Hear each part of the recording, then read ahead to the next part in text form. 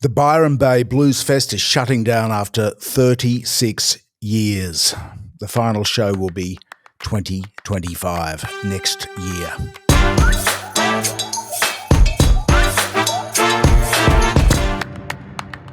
This is after 36 years of fans from around the world and around the country hitting Byron Bay in the north of New South Wales.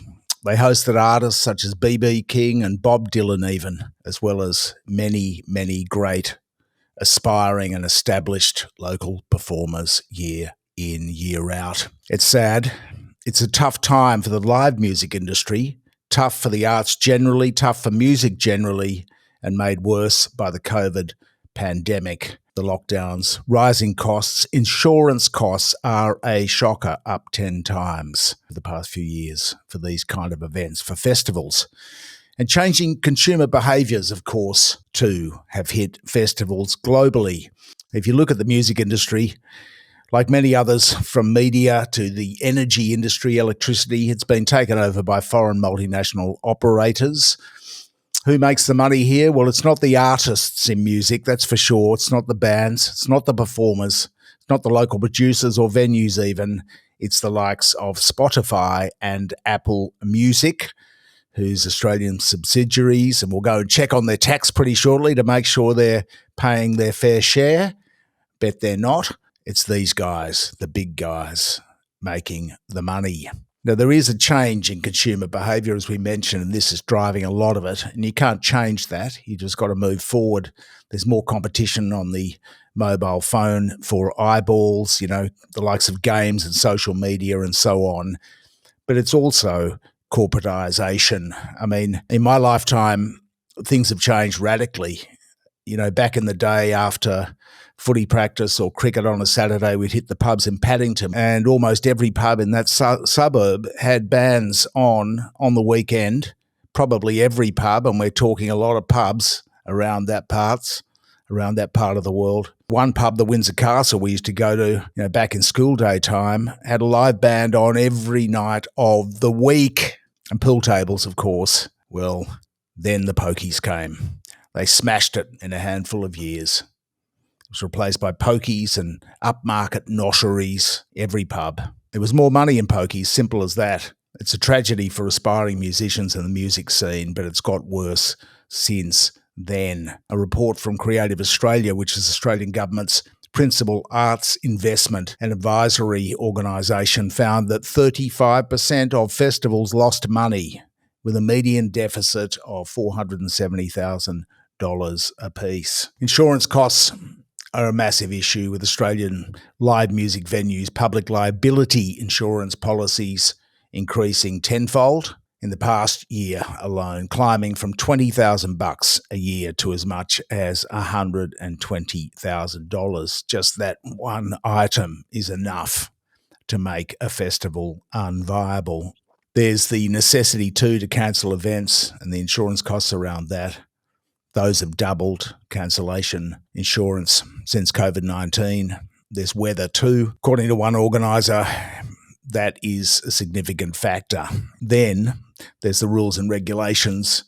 Just part of the world, according to the Creative Report, more than a quarter of festivals noted that the challenges of navigating police and security arrangements and dealing with different government and council regulations were prohibitive. It's just the way the world moves. The number of young adults attending music festivals slumped from 41% of all ticket buyers in 2018-2019 to 27%, almost halved in 2022.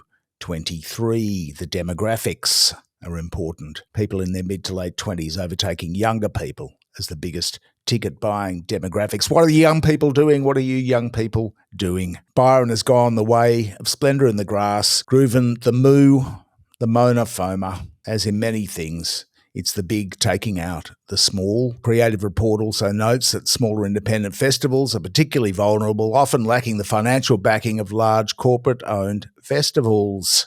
C'est la vie. During this time, despite the ostensible government creed of free markets, government subsidies actually rose for large corporations. Imagine if just a small percent of their tax avoidance had been redirected into music. and the arts. This would be the capital of the world. Such is the magnitude of foreign corporate tax dodging. Through the GFC and COVID, it got worse, of course. The government spends about $12 billion a year on fossil fuel subsidies.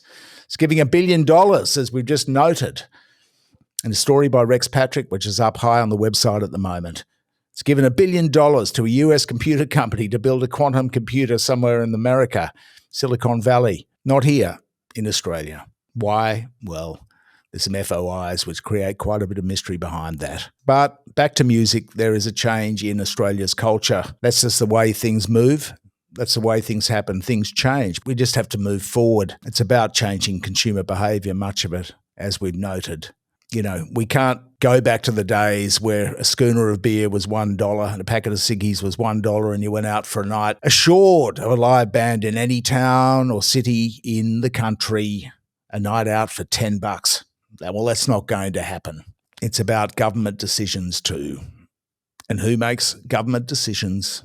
People who give them money. It's as simple as that.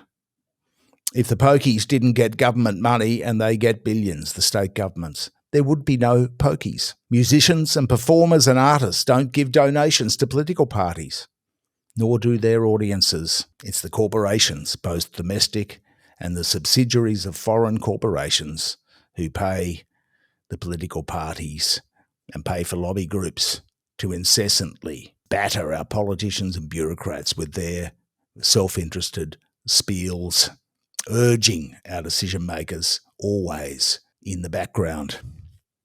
In our democracy, you have to pay to play. Yes, it's oversimplistic to say, look, political donations, they're just one factor. Things change, but they can also be done differently.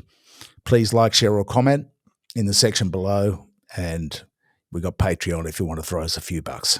Thank you very much.